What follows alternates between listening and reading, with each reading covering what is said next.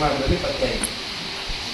ಅದರಲ್ಲಿ major part Bengaluru BBMP ಆಗ್ತದೆ, ಎರಡನೇ ಪಾರ್ಟು ಹಾಸನಲ್ಲಿ ಆಗ್ತದೆ, ಮೂರನೇ ಪಾರ್ಟು ಮೈಸೂರು ಜಿಲ್ಲೆಯಲ್ಲಿ ಆಗ್ತದೆ. 600ಕ್ಕಿಂತ ಹೆಚ್ಚು ನಮ್ಮ ಪ್ರಕರಣಗಳು ನಮ್ಮ ಮೈಸೂರು ಜಿಲ್ಲೆಯಲ್ಲಿ. ಇನ್ನು ನಾವು ತಾಲೂಕು ಮಟ್ಟದಾದರೆ ನಮ್ಮಲ್ಲಿ ಸುಮಾರು 34 ಕೇಸು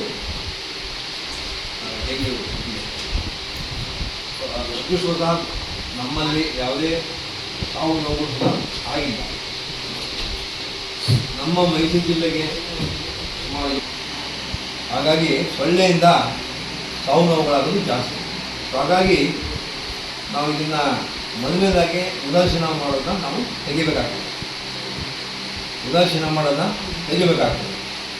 ಆದ್ದರಿಂದ ದಯಮಾಡಿ ಡೆಂಗ್ಯೂ ಬಗ್ಗೆ ನಾವು ಮೊದಲನೇದಾಗಿ ನಾವು ತಿಳ್ಕೋಬೇಕಾಗ್ತದೆ. ಡೆಂಗ್ಯೂ ಏನು, ಡೆಂಗ್ಯೂ ಅಂದರೆ ಏನು, ಇದು ಯಾವ ರೀತಿ ಹರಡುತ್ತೆ, ಎಲ್ಲಿಂದ ಬರ್ತದೆ, ಅದರ ರೋಗ ಲಕ್ಷಣಗಳೇನು, ಇದನ್ನೆಲ್ಲ ತಿಳ್ಕೋಬೇಕಾಗ್ತದೆ. ಮೊದಲನೇದಾಗಿ ಡೆಂಗ್ಯೂ ಒಂದು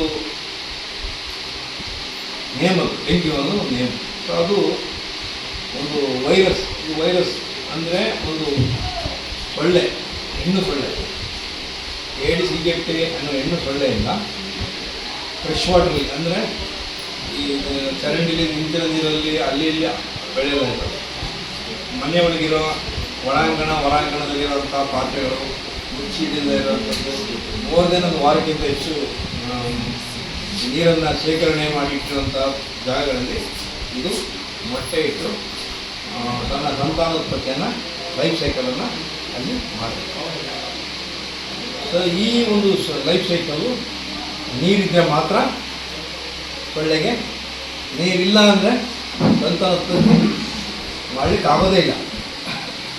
ಆ ಕಾರಣಕ್ಕೋಸ್ಕರ ನಾವು ಆಶಾ ಕಾರ್ಯಕರ್ತರಿರ್ಬೋದು, ಅಂಗನವಾಡಿ ಕಾರ್ಯಕರ್ತರಿರ್ಬೋದು, ನಮ್ಮ ಸಿಬ್ಬಂದಿರ್ಬೋದು ಪ್ರತಿ ಮೊದಲನೇ ಶುಕ್ರವಾರ ಮತ್ತು ಮೂರನೇ ಶುಕ್ರವಾರ ಲಾರ ಸಮೀಕ್ಷೆ ಅಂತ ಮಾಡ್ತೀವಿ. ಮತ್ತು ಆಶಾತ ಏನು ಕರಿತೀವಿ, ಇದು ಆ ಸೊಳ್ಳೆ ಏಡಿಸ್ ಈಜಿಪ್ಟಿ ಸೊಳ್ಳೆ ಲಾರ್ವ. ಇದು ಲೈಫ್ ಸೈಕಲು ಸುಮಾರು 6 ರಿಂದ 7 ದಿನ ಟೈಮ್ ತಗೊಳುತ್ತೆ. ಟಿವಿಲೆಲ್ಲ ಬರ್ತಾಯಿದೆ. ಅಂದರೆ ಅದರ ಅರ್ಥ ನಿಮ್ಮಲ್ಲಿರೋ ನೀರು ಶೇಖರಣೆ ಆಗಿರೋ ನೀರೆಲ್ಲ ತೆಗೆದು, ಕೆಲವರು ಇದ್ದರೆ ಸುಣ್ಣ ಬಣ್ಣ ಹೊಡಿಬೋದು, ಹೊಡ್ಲಿಕ್ಕೆ ಆಗಲ್ಲ ಅಂದರೆ ಅಟ್ಲೀಸ್ಟ್ ಚಗರೆಯಲ್ಲಿ.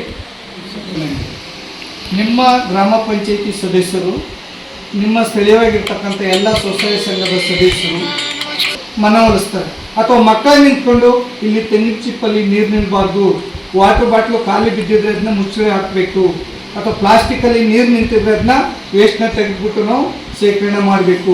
ಅಥವಾ ವಾಟರ್ ಡಮ್ಮಲ್ಲಿ ಏನಾದರೂ ನೀರು ಶೇಖರಣೆ ಕಾರಣ ಹರಡೋದು ಕೂಡ ಬಹುಶಃ ಜಾಸ್ತಿ ಆಗ್ತದೆ. ಆ ಕಾರಣಕ್ಕೋಸ್ಕರ ಇವೆಲ್ಲದ್ರ ಬಗ್ಗೆನೂ ಕೂಡ ನಮ್ಮ ವಾಟರ್ ಮ್ಯಾನ್ಗಳು ಎಲ್ಲೂ ಕೂಡ ಪೈಪ್ಗಳು ಲೀಕೇಜ್ ಆಗಬಾರ್ದು.